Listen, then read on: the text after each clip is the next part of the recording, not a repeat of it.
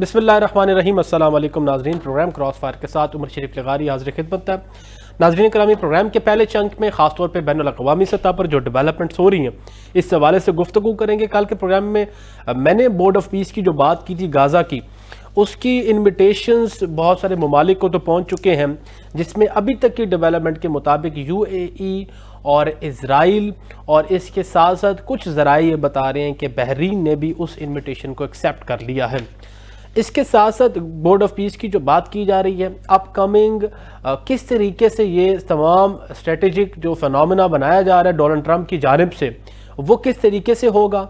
और रिसेंटली जो एड्रेस किया है, बयान दिया है डोनाल्ड ट्रंप साहब ने, उसमें वो जो इंटरनेशनल क्रिटिक्स लिख रहे थे, जिस पे जो हमने पिछले प्रोग्राम में भी इस हवाले से बात की थी कि क्या एक ऐसी साजिश, क्या ये एक ऐसी हिकमत इमली है कि ट्रंप जो है वो बोर्ड ऑफ पीस बनाने के चक्रों में वो एक अल्टरनेटिव यूनाइटेड नेशन का लाना चाहते हैं, UN का लाना चाहते हैं, या जो भी बैनुल अक़वामी सतह पर ट्रीटीज़ हैं, क्या वो ऐसा ब्लॉक बनाना चाहते हैं जो ब्रिक्स के मदे मुकाबिल हो, और जिस तरीके से एंटी डॉलर मार्केट बनाने की कोशिश है चाइना या हम बात करें रूस की, उस हवाले से। उसके बाद एक बहुत ही खिते के अंदर डिफरेंट किस्म की मुलाकात हुई है। UAE के प्रेसिडेंट जनाब सदर और मोदी साहब की मुलाकात हुई है, और वो मुलाकात बड़ी इंपॉर्टेंट है। ये कहा जा रहा है कि जिस तरीके से सऊदी अरबिया और पाकिस्तान का दिफाई एक मुआहदा हुआ था, उसके बाद ये इंडिया ने कोशिश की है जिस पे लेटर ऑफ इंटेंट पे जो है वो दस्तखत किए गए हैं। इस हवाले से बात करेंगे मुस्तकबिल में इसके क्या रिपरकशंस पाकिस्तान के ऊपर होंगे। मेरे साथ जनाब अब्दुल्ला हमीद गुल साहब हैं। अस्सलाम वालेकुम गुल साहब, very warm welcome to the programme. अब सबसे पहले तो बैनुल अक़वामी सतह पर जो चीज़ डिस्कस हो रही है वो बोर्ड ऑफ पीस की बात की जा रही है गाज़ा की। सबसे पहले हमने ISF की भी बातें हुई थी जब इंटरनेशनल स्टेबलाइजेशन फोर्स की जब बात हुई थी, तो आप किस तरीके से देखते हैं कि राइट नाउ पाकिस्तान का इसका हवाले से क्या मौक़िफ़ आया है? बिस्मिल्लाहिर्रहमानिर्रहीम, बहुत शुक्रिया आपने मुझे मदऊ किया जनाब। देखिए, जहाँ तक आपको आवाज़ आ रही है? जी सर, जी कंटिन्यू प्लीज़। तो देखें, जहाँ तक ताल्लुक है बोर्ड ऑफ पीस का, इसमें बुनियादी खाका तो अच्छा है, होना चाहिए, अमन तो होना चाहिए जी। लेकिन क्या अमन के लिए इजराइल राजी है? क्या माजी के अंदर जितनी भी अमन की कोशिशें हैं उनको इजराइल ने ही सैबोटाज नहीं किया? ये भी हकीकत है कि जब 3 स्टेजेस का जो मुआहदा था, उसके अंदर पहली स्टेज जिसके ऊपर मगवी जो थे वो रिहा किए गए इजराइल के, उसके बाद वो वायलेशन हो गई। फिर उसके बाद जो शर्म शेख का मुआहदा हुआ जी, उसके अंदर जो है ये तय हुआ कि मजीद जो है वो हमले नहीं किए जाएंगे, जबकि 800 से ज्यादा इजराइल ने उसके बाद वायलेशन की और 430 से ज्यादा लोगों को शहीद कर दिया गया। और इसी तरीके से पाकिस्तान का मौक़िफ़ ये भी था कि जब तक के पाकिस्तान जो है वो ये चाहता है कि वहाँ जो जबरी इनखला है लोगों का वो खत्म किया जाए। इसी तरीके से पाकिस्तान जो है वहाँ चाहता है कि जो इमदाद है उसकी फरावानी रहे, और तीसरा ये है कि लोगों का जो खून खराबा शुरू है वहाँ, यानी कि जेनोसाइड, वो खत्म किया जाए। और इसी तरीके से पाकिस्तान ने अपनी स्टेटेड पॉलिसी में ये बयान किया हुआ है कि 1967 से पहले के जो बॉर्डर हैं इजराइल को उन पे जाना पड़ेगा, जो कि यूनाइटेड नेशन का भी मौक़िफ़ है। और इसी तरीके से वो ये भी कहते हैं कि पाकिस्तान कहता है कि अल-कुद्स शरीफ उसका दारुल खिलाफा होगा। बिल्कुल। पाकिस्तान ने बोर्ड ऑफ पीस के अंदर जाने का फैसला किया है, तुर्किया ने भी इसके ऊपर रजामंदी जाहिर की है। देखना यह है कि आपके जो शुरू में बयानिया था वो बिल्कुल बड़ा मेरे ख्याल में जामे था। उसके अंदर यह है कि क्या 1967 से पिछले बॉर्डर पे जाने के लिए इजराइल तैयार हो गया है? क्या ये हकीकत नहीं है कि 2 दिन कबल इजराइल ने इस बोर्ड ऑफ पीस को रिजेक्ट कर दिया था? और क्या ये भी हकीकत नहीं है कि इसमें फलस्तीन की कोई नुमाइंदगी नहीं है? तो ये किस किस्म का पीस है जिसके अंदर जो मुतासरीन है और जो एग्रेसर है, अगर वो ही शामिल नहीं होंगे तो फिर मुझे बताएं कि ये मतलब ये ऐसा ही है कि हॉकी मैच है, 2 टीमें हैं, दोनों टीमें मौजूद नहीं है, लेकिन तमाशाई जो है वो भर लिए गए हैं मैदान के अंदर और स्टेडियम में। तो मैच किसका हो रहा है, मुझे ये नहीं समझ आ रही। दूसरी जानिब जो है, अगर आपने देखें ब्रिक्स है, आपने जैसे फरमाया जी, इसी तरह के एससीओ का एक फोरम है जी, और इस फोरम को डिस्टॉर्ट करने के लिए जो इस टाइम पे डोनाल्ड ट्रंप साहब का विजन है जी, वो तो बड़ा भयानक है, क्योंकि इससे तो हमारे जो दोस्त हैं वो खास तौर पे जो हमारा चीन दोस्त है उसको तरफदार जरूर होंगे। दूसरी जानिब यह है कि ये सवाल क्यों नहीं उठाया जा रहा कि यूनाइटेड नेशन का फोरम किधर चला गया है, और अगर यूनाइटेड नेशन का फोरम एक यूनाइटेड स्टेट्स ऑफ अमेरिका की बांदी बन के बैठ गया है तो फिर बेहतर है उसको खत्म कर लिया जाए, क्योंकि डोनाल्ड ट्रंप साहब तो अभी चंद रोज कबल ये बयान दिया कि मैं जो है वो डोनाल्ड ट्रंप सिर्फ डोनाल्ड ट्रंप की ही मान सकता है, बाकी उसके ऊपर कोई कानून कोई कायदा लागू नहीं होता। तो फिर यूनाइटेड नेशन, ये दीगर, ये एमनेस्टी, ये ह्यूमन राइट्स वॉच एक्सेट्रा, ये तमाम जो है ये बेमानी हो जाते हैं। इसी तरीके से अगर गल्फ के अंदर देखा जाए तो जीसीसी जो है वो गल्फ कंट्रीज कोऑपरेशन जो है वो मौजूद है, इसी तरीके से जो है वो ओआईसी मौजूद है, फिर इसी तरीके से दीगर फोरम जो है वो मौजूद है। तो ये तमाम फोरम जो बार वाकया पेश आता है तो फिर क्या होगा, पाकिस्तान का रिस्पांस क्या होगा, क्या हम इसके ऊपर कैलकुलेट कर रहे हैं, क्योंकि इजराइल एक न्यूक्लियर पावर है और पाकिस्तान भी एक न्यूक्लियर पावर है। हम ये भी जानते हैं कि इजराइल जो है उसके अज़ाइम पाकिस्तान के हवाले से किसी से ढके छुपे नहीं है। बेंजामिन नेतन्याहू ने, जो कि एक आलमी दहशतगर्द है जिसको बकायदा इंटरनेशनल कोर्ट ऑफ जस्टिस ने साउथ अफ्रीका के जो मामला जो वो केस लेके गया आईसीजे के अंदर, उसके ऊपर उसको गिरफ्तार करके हथकड़ियां लगा के गिरफ्तार करने का हुक्म दिया गया, जो कि आज नहीं हुआ।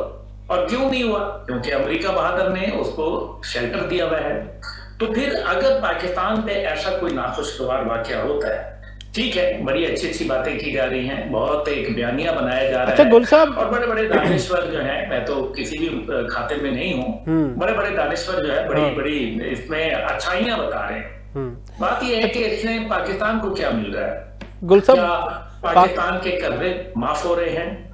क्या पाकिस्तान, मैं आपने इसमें डिफरेंट चीज़ें डिस्कस कर दी हैं और बड़े मुफस्सल तरीके से आपने बता दिया है, लेकिन मैं सबसे पहले ये पूछना चाह रहा हूँ, जो इसकी मेंबरशिप के लिए एक टेम्परेरी मेंबरशिप है जो तकरीबन 3 साल तक है, और 3 साल के बाद फिर परमानेंट मेंबरशिप या सब्सक्रिप्शन कहूँ मैं कि उसके लिए $1 बिलियन जो है वो हर जो मेंबर कंट्री इस बोर्ड का हिस्सा बनेगा वो देगा। तो सबसे पहले तो मुझे बताएं कि इसकी जो रिकंस्ट्रक्शन की बात की जा रही है गाजा की, और ये इनविटेशन तो ऑस्ट्रेलिया कनाडा तक इनविटेशंस पहुंचे, तो इसका कंसिडरेशन अगर दूसरे ममालिक पूछते हैं ट्रंप से कि इसके एवज हमें क्या मिलेगा, और पाकिस्तान का सवाल हो तो हमें क्या मिलेगा, और दूसरा सवाल यह है कि पाकिस्तान इसको कैसे दे पाएगा, जो कि तरक्की पजीर ममालिक हैं वो इस अमाउंट को कैसे पूरा करेंगे? देखिए ये बड़ा आपका मेरे ख्याल में सही है बात। देखिए पाकिस्तान को वही मिलेगा जो अभी तक मिलता आया है, तिफल तसल्ली।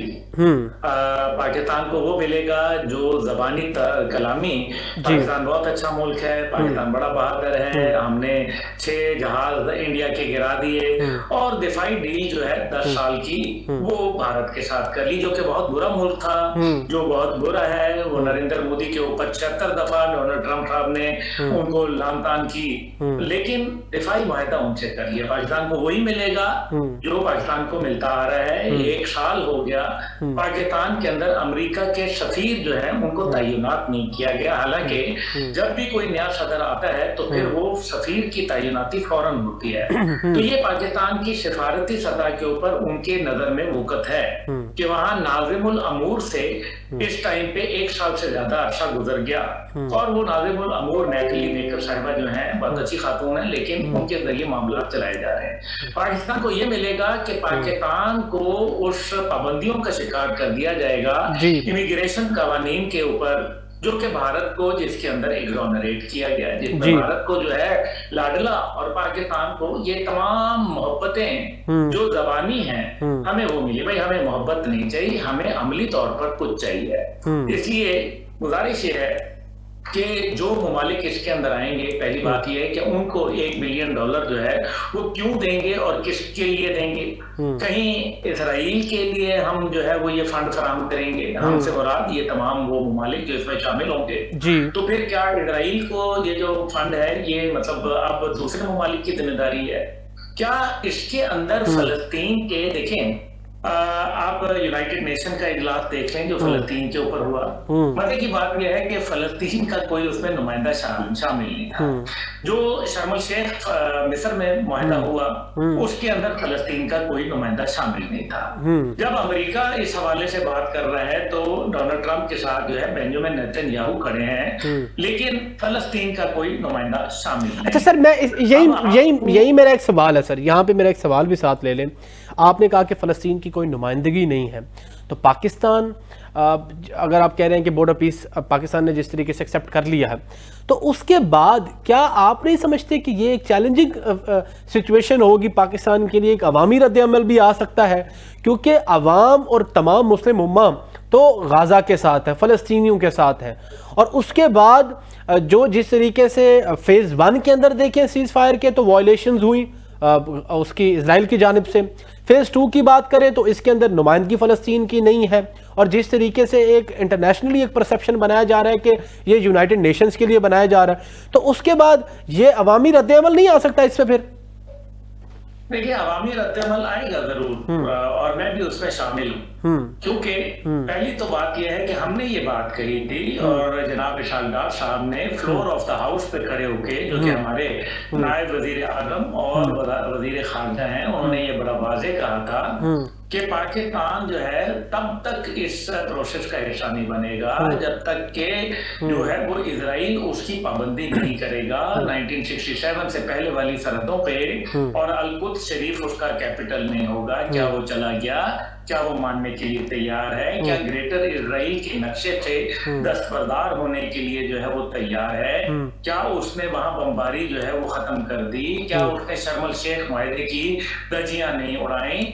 तो फिर अगर ये सब कुछ जो है वो वैसा ही वैसा है, तो पाकिस्तान को किस लिए ले जाया जा रहा है? क्या अच्छा गुल साहब इसमें ये भी बताएं, चीन से दूर करने के लिए ले जाया जा रहा है? सर गुल साहब ये बताएं, पाकिस्तान के लिए एक वो भी बड़ी चैलेंजिंग सिचुएशन थी जब पाकिस्तान ने ISF का पार्ट बनना था।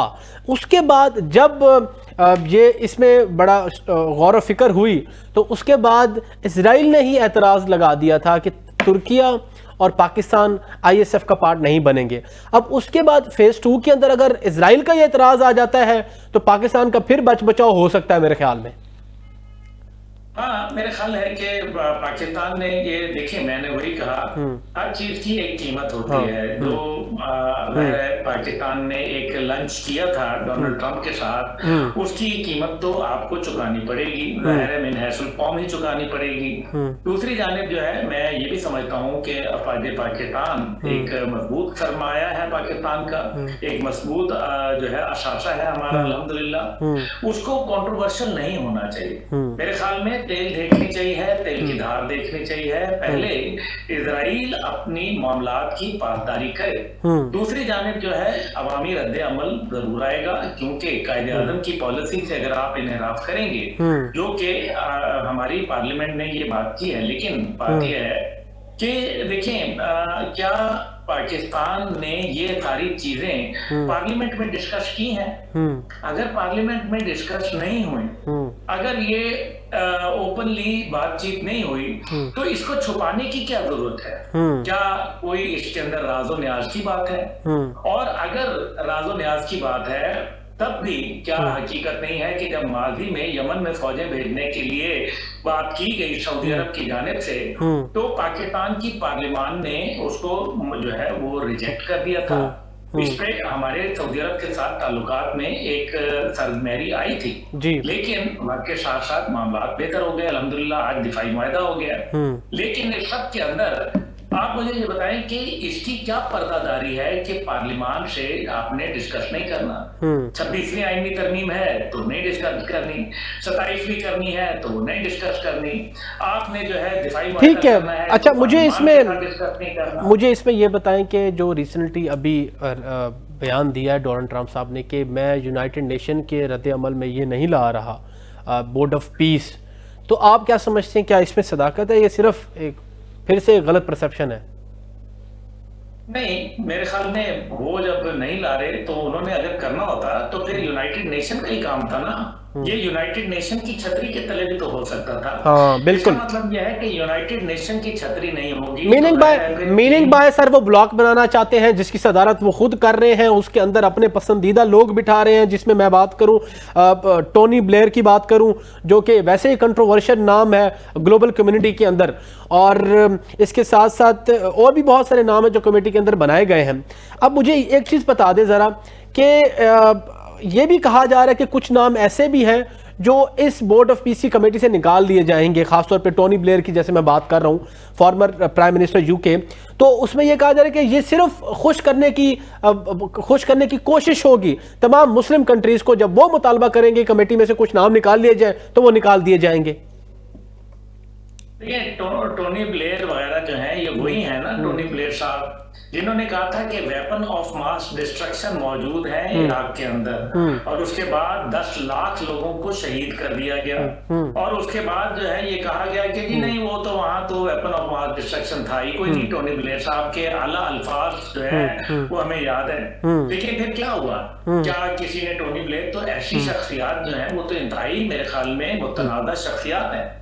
दूसरी जानिब जो है वो इस यूनाइटेड नेशन का इसलिए क्योंकि यूनाइटेड नेशन में जो है वो चीन और रूस भी मौजूद हैं वीटो करने के लिए, और जाहिर है जब ये एक नया फोरम बनेगा तो चीन और रूस को वीटो का कोई उनका इख्तियार ही नहीं होगा, ना उनकी आरा होगी, ना उसके अंदर उनका कोई अमल दखल होगा।